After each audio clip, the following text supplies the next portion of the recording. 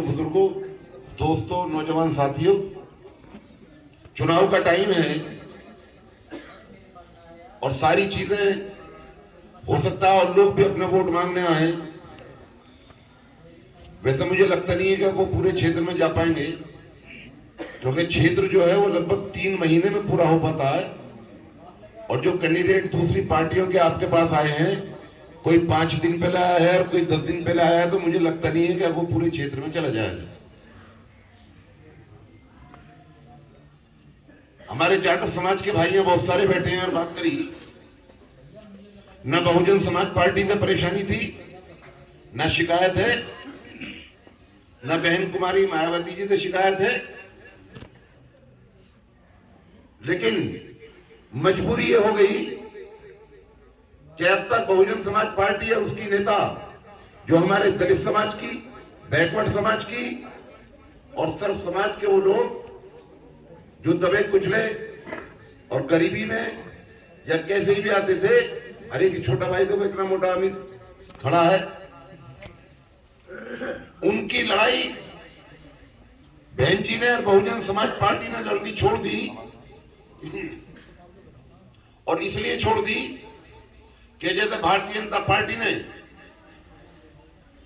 जो 10 साल पहले भारतीय जनता पार्टी थी, वो भारतीय जनता पार्टी नहीं है।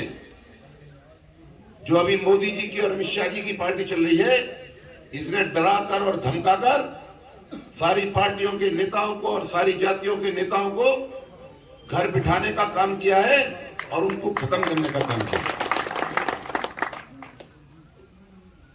मैं तो शुक्रिया अदा करूंगा उन दोनों नेताओं का, राष्ट्रीय लोकदल के जयंत चौधरी जी का, समाजवादी पार्टी के अखिलेश यादव जी का, कि उन्होंने हम पर, तुम पर और पूरे देश की जनता पर यह प्यार दिखाकर हम पर एहसान करने का काम किया है कि सारे प्रदेश की जनता को एक साथ इस गठबंधन से जोड़ने का काम किया।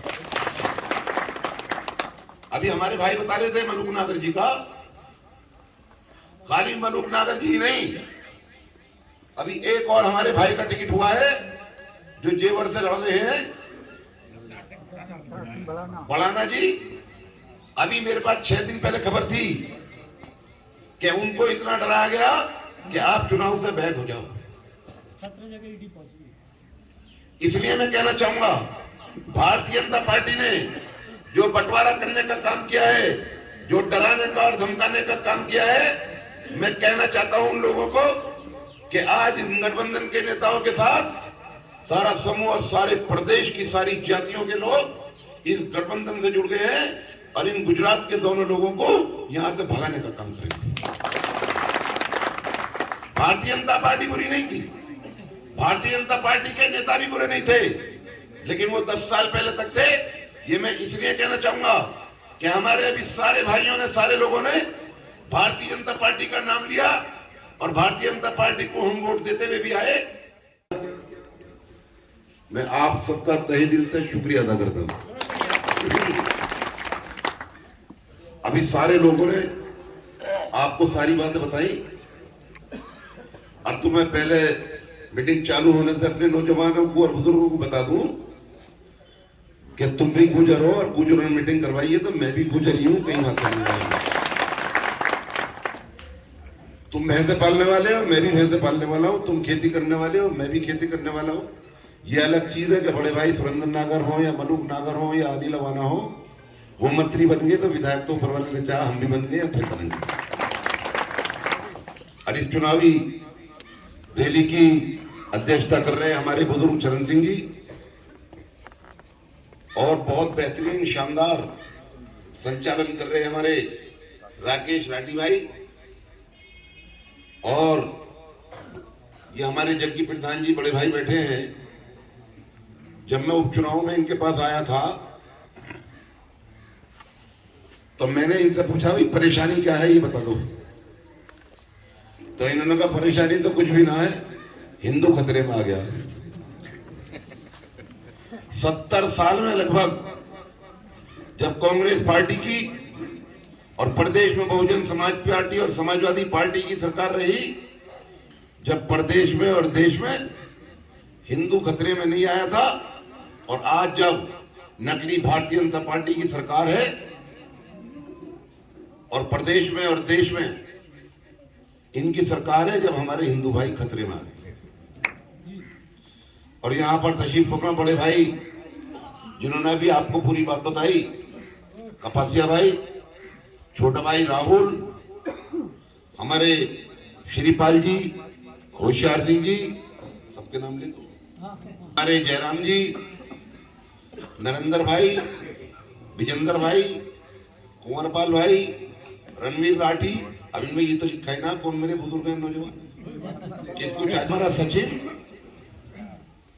जो लगभग 1 महीने से और ज्यादा ही हो गया और बुखार में भी आप सबकी और आसपास में गांवों की लोगों की खुशामद कर कर समझाकर चुनाव लड़ाने का काम कर रहा है।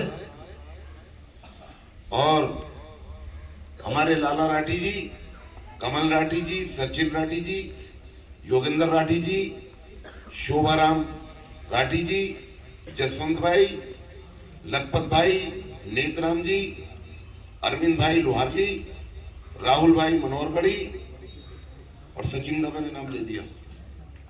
और हमारे साथ भी चल कर आए हमारे जिला पंचायत सदस्य आसिफ भाई मरगूपुर से, और उनके साथ कमालपुर से भी प्रधान, उप प्रधान, बीडीसी और बहुत सारे गांवों से हमारे मुनफियत भाई, सखावत भाई, छोटा भाई इरफान, इमरान नंगला, आसिम भाई उठावली, इरफान भाई, ये हमारे बोध जी जाटव समाज से हमारे बुजुर्ग, राकेश जाटव जी, और हमारे पंडित जी देखो अकेले मुस्कुरा रहे हैं। इसलिए जो नीति है, जो हमारे नेताओं की विचारधारा है, वो हम सबको 85% एक जगह करने की है। अभी बात कर रहे थे हमारे वैश्य समाज के लोगों की, तो आपको बता दूं, कोरोना 2 साल से है। अगर हम 80% स्कूलों की बात करेंगे तो हमारे वैश्य समाज के हैं, जहां 2 साल से हमारे नौजवान और कोई बच्चा स्कूल नहीं गया है, लेकिन 1-1 रुपया तुमने स्कूल वालों को देने का काम करा है। किसी सरकार ने या मंत्री ने या विधायक ने ये नहीं कहा कि ये पैसे नहीं लेने चाहिए। जब पढ़ाई नहीं हो रही है तो पैसे का ही। अगर कोरोना आया तो 5 रुपए की टेबलेट 5-5 हजार बेचने का काम किया है। अगर सारे हॉस्पिटल देखोगे, डॉक्टर देखोगे, दवाइयों की कंपनी वाले देखोगे, दवाइयों के मेडिकल स्टोर देखोगे, तो हमारे 90% वैश्य समाज के हैं, 10% में हम सारे समाजों की ये सारी चीजें। 2 साल में जितनी जमा पूंजी थी, उससे पहले जितनी थी, वो नोटबंदी के टाइम पे हमारी माँ और बहनों से भी निकलवाने का काम कर लिया और कह दिया काला धन आएगा, 15-15 लाख रुपए दे देंगे। बता दो, हमारा तो सारा चला गया। जो हमारी माओ ने जोड़ रखा था, बहनों ने जोड़ रखा था, वो तो सारा चला गया, लेकिन 15-15 लाख नहीं है। इसलिए इनसे बचना चाहिए, इनके झूठ से बचना चाहिए, इनकी अफवाहों से बचना चाहिए, और झूठी बातें जितने हमारे बताते हैं उनसे बचना चाहिए। और उनके बचने के लिए आज जो एक गठबंधन बना है, मैं आपको बता दूं, आप देख लीजिए, जैसे तुम्हारी इस सीट का आंकड़ा बता रहे थे, अगर 1,20,000 मुस्लिम समाज के वोट हैं तो वो आज सारे के सारे तुम्हारे साथ। अगर दलित समाज के वोट हैं तो मैं ज्यादा नहीं कह रहा, वरना 70% वोट वो भी तुम्हारी साथ। हमारा गुर्जर समाज है, हमारा जाट समाज है, लोधी समाज है, और ब्राह्मण समाज को मैं कह दूं, जितना पहले वो मुझे कभी नहीं मिला है, उससे कम से कम 4 गुना वो भी अब तक बढ़ गया। अब ये इसलिए है कोई नेता से खिलाफ था, कोई पार्टी की नीतियों से खिलाफ है, कोई लाइट के बिलों से परेशान है, कोई बेरोजगारी से परेशान है, कोई नौजवानों की नौकरियों के लिए परेशान है। जहां हमारे किसान भाइयों ने जमीनें बेच बेच कर अपने बच्चों को पढ़ाया था, आज 7 साल में एक भी नौकरी किसी को दी हो तो बताइए। इसलिए सोचना पड़ेगा कि दोनों नौजवान नेताएं हैं, दोनों किसान हैं। अपने जाट समाज के भाइयों के कह दूं कि जब तुमने अपना नेता छोड़ा, तुमने अपनी पार्टी को छोड़ा, तो तुम खत्म हो गए, और जो कौम अपना नेता नहीं बनाती वो खत्म हो जाती है। इसलिए ना हमारा पहले कल नेता था कोई, ना हमें आज बनाना है। क्योंकि नेता वो होता है जिसकी राष्ट्रीय अध्यक्ष जिसका जो होता है लेकिन वो नेता तो किसी एक जाति का होता है, लेकिन पार्टी सारे समाजों की होती है। आज ये दोनों चीज के लिए झूठ बोला। देश के प्रधानमंत्री ने जहां 15 लाख का वादा किया, तो बाद में गृह मंत्री ने उसको जुमला बता दिया। ये दोनों नौजवान नेताएं हैं। अगर इन्होंने लाइट के लिए घोषणा की है, तो मुझे पक्का यकीन है कि वो 300 यूनिट लाइट तुम्हें देने का काम करेंगे। अगर उन्होंने सिंचाई के लिए फ्री का ऐलान किया है, तो मुझे पक्का यकीन है कि वो तुम्हें देने का काम करेंगे। इसलिए करेंगे, एक पार्टी के जो राष्ट्रीय अध्यक्ष हैं जयंत चौधरी जी, आप सब जानते हैं, जो उनके दादा चरण सिंह जी थे, जब से लेके और आज तक आप बता दो उनके सिवा या और किसी पार्टी ने किसी की किसानों की लड़ाई लड़ने का काम किया। मैं अपने जाट समाज के भाइयों से भी कहना चाहूंगा कि अभी तक सारा सपोर्ट भारतीय जनता पार्टी को दिया, लेकिन क्या मिला? अभी हमारे सुनील ने सुबह बहुत सारी बातें बताई, लेकिन एक बहुत छोटी सी बात, बहकाने की झूठी बातें हमेशा करते हैं।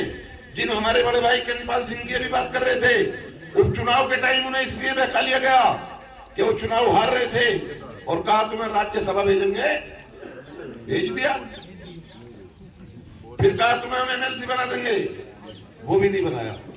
दोबारा में फिर चुनाव हुआ, दोबारा में भी नहीं बनाया। तीसरी बार लास्ट एमएलसी में भी हुआ, उसमें भी नहीं बनाया। और वो बेचारे ऐसे हो गए कि घर में ऐसे हो गए थे जैसे बीमार हो गए थे। ये तो बहकाने वाली पार्टी थी। मैं इस पार्टी की बात कर रहा हूं। मैं उस पार्टी को जो 10 साल पहले भारतीय जनता पार्टी थी, ना आज बुरा कह रहा हूं ना कल बुरा कहूंगा। उसमें तो बहुत सारे नेता अच्छे थे, आज भी हैं। लेकिन अब जिन लोगों की पार्टी है, भारतीय जनता पार्टी के जितने नेता थे, आप बता दो, अभी ताजा देख लो। अभी हमारे भाई भर्तियों की बात कर रहे थे, आज पूरा बिहार जल रहा है। वो भी स्टूडेंट हैं, नौजवान हैं। 3 दिन में लाठियां पटका पटका कर और हजारों लड़कों को घायल करने का काम किया है। उसमें ये नहीं है कि उसमें कोई मुसलमान थी है। इनके लिए कोई मुसलमान और हिंदू नहीं है। इन्होंने तो देश को बर्बाद कर दिया।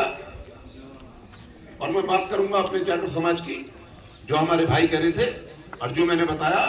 अगर अब की बार तुमने ऐसा कर दिया, तो ना हमारा आरक्षण है, ना हम पर नौकरियां हैं, ना हम पर संविधान का कोई वो है। अगर आपने भी अब कभी गलती कर दी, तो ना बहन जी को बचा पाओगे, ना बहुजन समाज पार्टी को बचा पाओगे, ना संविधान को बचा पाओगे। और तरीके से बहकाते। अभी मैं देख रहा था, बिल्कुल कह रहे थे सारी पार्टियों ने मुसलमानों को टिकट दे दी। 403 विधानसभाएं हैं, कितने मुसलमान जीत कर आ जाएंगे? 10 आ जाएंगे, 20 आ जाएंगे, 30 आ जाएंगे।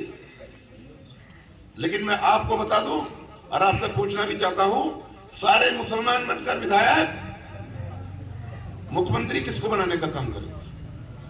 मुख्यमंत्री तो अखिलेश यादव बनेंगे, वो तो हमारे हिंदू भाई हैं।